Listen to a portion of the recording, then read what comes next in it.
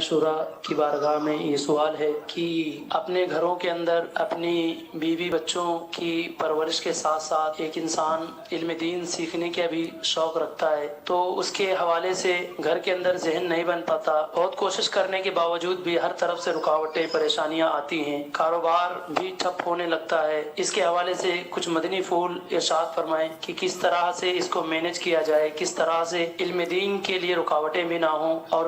رکاوٹیں آئیں تو اس کے لیے کس طرح سے اس کا سامنا کیا جائے۔ السلام علیکم ورحمۃ اللہ تعالی وبرکاتہ۔ وعلیکم السلام ورحمۃ اللہ وبرکاتہ۔ ہے تو آپ کا مسئلہ غور طلب۔ اب مسئلہ یہ میرے پیارے اور میٹھے اسلامی بھائی کہ آپ اپنے ٹائمنگ کا جائزہ لیں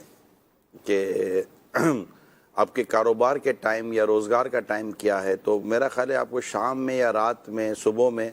کوئی نہ کوئی ایسا اسپیس ضرور ملے گا جس میں نہ فیملی کو کوئی شاید ایشو ہوگا، نہ آپ کے کاروبار کا کوئی بہت بڑا پرابلم آئے گا۔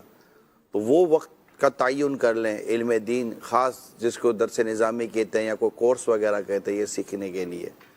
تو امید کی جا سکتی ہے کہ اب گھر میں بھی اتنا بڑا ایشو نہیں آئے گا، اور اس کو کوئی ایکسٹرا ٹائم دے کر گھر میں بھی، کیونکہ گھر والوں کی بھی تو بات ہم نے نہیں سنی کہ آپ کی طرف سے ان کو کیا کیا پرابلم ہے اور کیوں وہ منع کرتے ہیں۔ یہ ون سائڈ، ہمارے یہاں تو ون سائڈ ہی آتا ہے، تو سیکنڈ سائڈ ہم ہی کو ایزیوم کرنی پڑتی ہے کہ ہو سکتا ہے یار وہاں بھی ہر کوئی سامنے پاگل نہیں ہوتا، ہر کوئی سامنے مطلب کہ وہ بلا وجہ کی رکاوٹیں ڈالنے والے نہیں ہوتے۔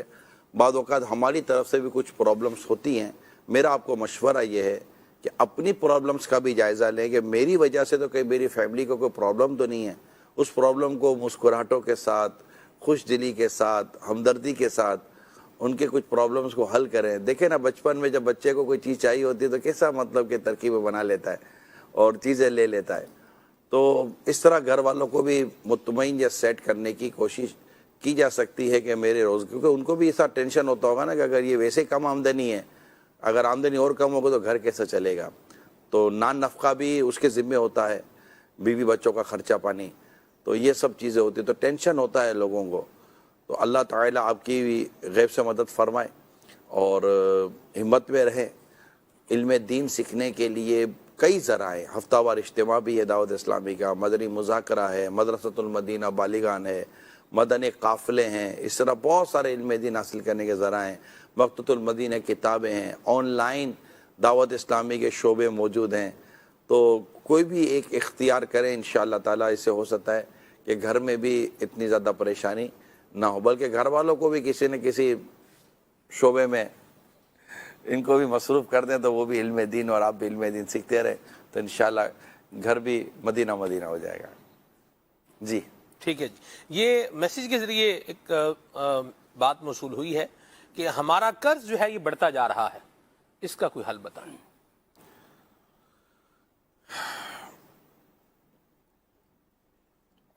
قرض لینے کے معاملے پہ تو غور کرنا پھر لیا کیوں؟ مجھے حضرت بابا فرید الدین مسعود گنج شکر رحمۃ اللہ تعالی علیہ کا ایک فرمان جو ہے وہ یاد آ رہا ہے۔ آپ رحمۃ اللہ تعالی علیہ نے جب حضرت خواجہ نظام الدین اولیاء رحمۃ اللہ تعالی علیہ کو اپنی بارگاہ سے جو ہے وہ روانہ فرمایا رشد و ہدایت کے لیے، تو آپ نے ایک بات ارشاد فرمائی۔ آپ نے ارشاد فرمایا کہ اپنی خواہش کو پورا کرنے کے لیے قرض دینے سے بہتر ہے کہ بندہ جو ہے وہ مر ہی جائے۔ قرض لینا جی یا قرض پر چیز لینا یہ نبی پاک صلی اللہ تعالیٰ علیہ وسلم سے ثابت ہے، صحیح ہے نا؟ جی تو اب ایک ہوتا ہے کہ ہمارے ہاں یہ ہوتا ہے کہ بڑا قرض لے لیتے ہیں، اور جب ضرورت ہوتی ہے نا آپ کو، یعنی آپ بہت ضرورت مند ہیں، جی خرچہ اوپر ہے، تو آپ کے ذہن میں بات آتی ہے یار اتار دوں گا میں، یار میں اتار، حالانکہ آپ اتارنے کا جب دکھیں گے تو اتارنے کی پوزیشن نہیں ہے، نہیں صحیح، اب مہینے سے پہلے ہی خالی ہو جاتے ہیں، آپ کیسے اتاریں گے؟ تو یہ سچویشن شاید کئیوں کے ساتھ ہے کہ اتارنے کا ان کو ہوتا ہے مگر یہ اتار پا نہیں رہے ہوتے۔ اچھا آمدنی وہی ہے لیکن خرچے بڑھ گئے، مہنگائی آ گئی، اب کہاں سے اتارے گا؟ لیکن جن پر بھی قرض ہے وہ مایوس نہ ہو، اللہ تعالیٰ مدد کرے گا۔ آپ نیت ضرور رکھیں گے میں نے قرض ادا کرنا ہے، پکی نیت کر لیں۔ جتنے بھی مقروض ہیں نا جو سن رہے ہیں، جن پر قرض چڑھا ہوا ہے،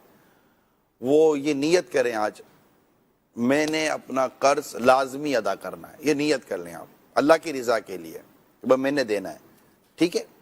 اب آپ کو ایک وظیفہ ہم بتانے جا رہے ہیں جو مولا علی رضی اللہ تعالی عنہ سے جو ثابت ہے، اللہم اکفنی بحلالک عن حرامک واغننی من فضلک عمن سواک، من فضلک بفضلک عمن سواک۔ تو یہ آپ یہ وظیفہ ہے، انشاءاللہ پہاڑ جتنا بھی اگر قرض ہوگا نا تو اتر جائے گا۔ ابھی کیسے پڑھنا ہے، کس طرح پڑھنا ہے، یہ انشاءاللہ ہم سنتے ہیں۔ یہ جو دعا آپ نے ارشاد فرمائی نا امیر علیہ سنت دامت برکاتہم العالیہ نے مدنی پنصورہ کے باب فیضان اوراد کے صفحہ نمبر 207 پر بھی یہ دعا لکھی ہوئی ہے۔ اتنا بیان کیا ہے کہ آپ کو سب یاد ہو گیا ہے، کمال ہے، یعنی قرض لوگ کتنا پوچھتے ہوں گے کہ ان کو صفحہ نمبر بھی یاد ہو گیا ہے۔ ابھی تو صفحہ نمبر میں نے دیکھا ہے، اس میں اچھا ابھی دیکھ کر میں بیان کیا، چلو پھر ٹھیک ہے۔ تو اس میں بھی لکھی ہوئی ہے، اس میں سے بھی آپ یہ دعا پڑھ سکتے ہیں۔ اس کا طریقہ آپ سماعت فرما لیجئے۔ ہر نماز کے بعد 11 مرتبہ اور صبح و شام 100 مرتبہ اول و آخر 11 بار درود پاک کے ساتھ آپ اس دعا کو پڑھیں، اور پڑھنے کے بعد اب اللہ پاک کی بارگاہ میں دعا بھی کیجئے۔ انشاءاللہ عز و جل اس دعا کی برکت سے اللہ کی رحمت سے آپ کا سارا قرضہ ادا ہو جائے گا۔ نیت سچی ہونی چاہیے، نیت پکی ہونی چاہیے۔ انشاءاللہ عز و جل غیبی طور پر ایسے اسباب بنتے چلے جائیں گے، ایسی آپ کی راہیں کھلتی چلی جائیں گی کہ آپ بآسانی قرضہ ادا کرنے میں کامیاب ہو جائیں گے۔ دعا بھی پڑھنی ہے یہ، اور اس کے لیے کوشش بھی کرنا ہے، جائز ذرائع بھی استعمال کریں، اللہ پاک کی رحمت سے کامیابی نصیب ہوگی۔ اور فضیلت بھی اس کی آپ کے سامنے بیان کی گئی کہ مولائے کائنات علی المرتضی شیر خدا کرم اللہ تعالی وجہہ الکریم نے ارشاد فرمایا، اگر کسی پر پہاڑ جتنا بھی قرضہ ہوگا نا تو اس دعا کو پڑھنے کے برکت سے اس کا سارا قرضہ ادا ہو جائے گا۔ میرے خیال میں جی یہ دعا اگر یہ جیسے آپ نہیں لکھ پائیں، یاد نہ ہو سکی ہو، تو مدنی پنصورہ یہ آپ مکتبۃ المدینہ سے بھی ہدیتاً طلب فرما سکتے ہیں، دعوت اسلامی کی ویب سائٹ سے بھی آپ اس کتاب کو ڈاؤن لوڈ کر سکتے ہیں۔ اس میں مکمل یہ دعا اور طریقہ کار اس میں لکھا ہوا ہے۔ جی قرض بڑھتا جا رہا ہے، اس پر آپ ذرا غور فرمائیں۔ قرض بڑھتا جا رہا ہے، ایک تو نا قرض لیا ہوا ہے، لیکن ایک یہ ہے قرض بڑھتا جا رہا ہے، اس پر بھی کچھ فرمائیں۔ اور دوسرا آپ کیا خیال فرماتے ہیں کہ کس سینیریو کے اندر جو ہے وہ بندے کو قرض جو ہے وہ لینا چاہیے، اور کس سینیریو میں جو ہے وہ قرض کے بغیر بھی کام چلا لینا چاہیے؟ کیونکہ قرض لینے کے حوالے سے بھی مختلف لوگوں کی مختلف جو ہے وہ سوچیں ہوتی ہیں۔ بچوں کی شادی کرنی ہے، قرض لے لو، گھر لینا ہے قرض لے لو، گاڑی لینی ہے قرض لے لو، مطلب کچھ بھی ہے، موبائل لینا ہے تو بھی قرض لے لو۔ سلمان بھائی قرض ہے نا انسان ضرورت کے وقت لیتا ہے، اس لیے قرض کے لیے جو پیسے دیتا ہے نا اس کو زیادہ ثواب ملتا ہے کہ قرض ضرورت مند لیتا ہے، نمبر 1۔ اب یہ کہ ہمارے یہاں معیار جو ہے نا قرض لینے کا وہ مختلف ہو چکا ہے کہ ہم آسائشوں کو پورا کرنے کے لیے اور سہولیات کو پورا کرنے کے لیے، یعنی ضرورتوں کے لیے قرض کم لوگ لیتے ہوں گے، یا ضرورت کے لیے بھی قرض لیتے ہوں گے، جی، لیکن ایک تعداد ہے جو آسائشوں کو، سہولیات کو یا نمود و نمائش کے تقاضے پورے کرنے کو جی قرض میں بیچاری مبتلا ہو جاتی ہے، صحیح۔ اپنے وہ معاشرے میں اپنے آپ کو باقی رکھنے کے خیال میں، پھر وہ بیچارے پھنس جاتے ہیں۔ اور جن کا تعلق ہے قرض بڑھتے رہنے سے، یہ بعض اوقات کم آمدنی والے لوگ میرا خیال ہوتے ہوں گے کہ وہ 18، 20، 22 تاریخ وہ ان کے پیسے ختم ہو جاتے ہوں گے، اور وہ کہیں نہ کہیں سے کوئی قرض کی صورت بناتے ہوں گے، اور جب قرض کی صورت بناتے ہوں گے تو پھر ان کے ہر مہینے پھر بڑھتا ہی چلا جاتا ہوگا، پھر اسی میں معاذ اللہ کوئی اللہ ہم سب پر رحم فرمائے، کوئی بیماری آ جاتی ہوگی، کوئی حادثہ ہو جاتا ہوگا۔ اچھا گھر میں ٹوٹ پھوٹ ہو جاتی ہے، یار گھر میں نلکا بھی ٹوٹ جائے نا تو نلکا بھی لینے جاؤ تو پیسے نکل جاتے ہیں، بنانے والا بھی پیسے مانگتا ہے بھائی، گھر کا ہر آدمی تو پلمبر ہوتا نہیں ہے، تو یوں کوئی کچن میں کام نکل آیا، یہ کام نکلتے رہتے ہیں یار، کام نکلتے رہتے ہیں۔ گھر میں کوئی خاندان میں کوئی شادی بیاہ کا مسئلہ ہوتا تو چھوٹی موٹی چیز بھی اگر کرنی ہے نکل آتا ہے، کسی کی شادی بیاہ میں جاؤ کچھ لینا دینا تھا، کچھ لفافہ دینا ہوتا ہے، کوئی تحفہ دینا ہوتا ہے، تو اس میں 200، 250، 500 روپے بقیوں کے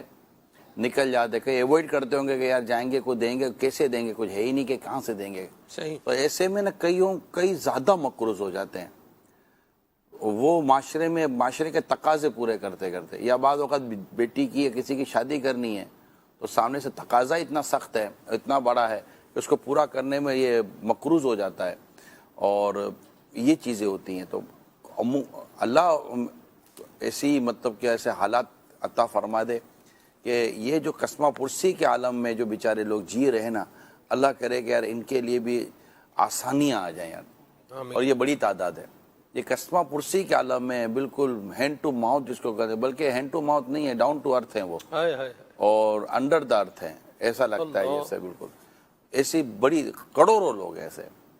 کروڑوں لوگ، یعنی مالی طور پر خوشحال لوگوں کی تعداد کم ہے، درست فرمایا، اور مالی طور پر پریشان لوگوں کی تعداد جو ہے نا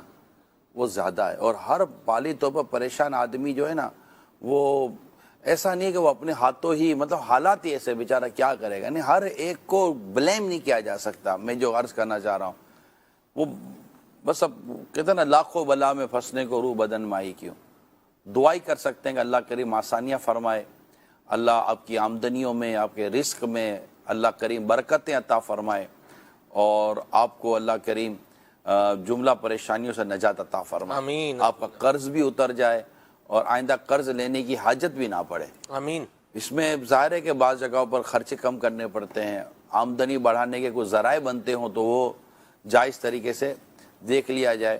بہت ساری چیزیں۔ پھر اس کا دوسرا سائیڈ ایفیکٹ یہ آتا ہے سلمان بھائی کہ آدمی بیماریوں کا شکار ہو جاتا ہے، گھر کا ماحول خراب ہو جاتا ہے، چڑچڑاپن آ جاتا ہے، لڑائی جھگڑے شروع ہو جاتے ہیں،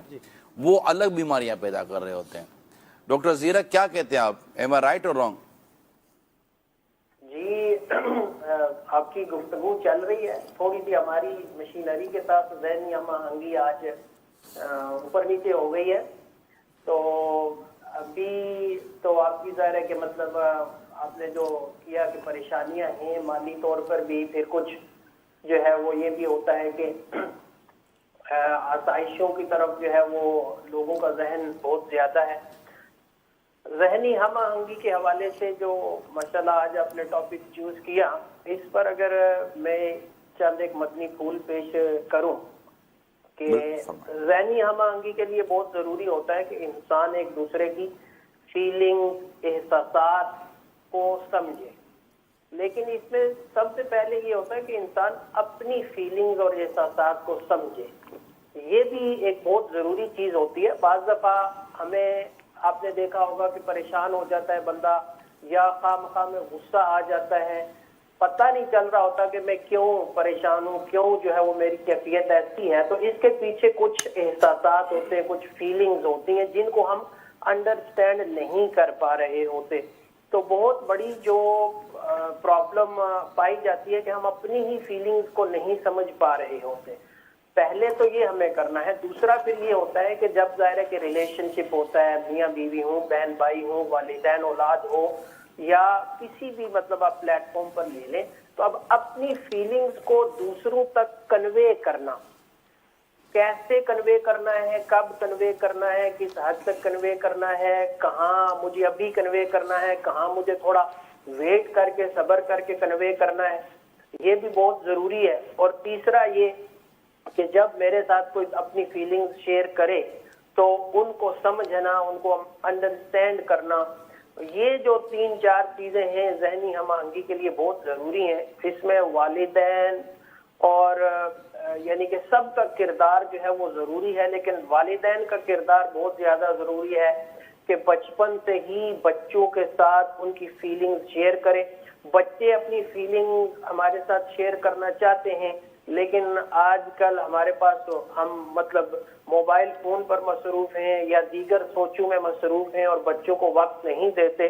جس سے ان کی تربیت میں بہت بڑی کمی رہ جاتی ہے، اور یہ آگے چل کر جو ہے وہ ذہنی ہم آہنگی کے حوالے سے جو ہے وہ بہت بڑی پرابلم بنتی ہے۔ ماشاءاللہ، صلو علی الحبیب۔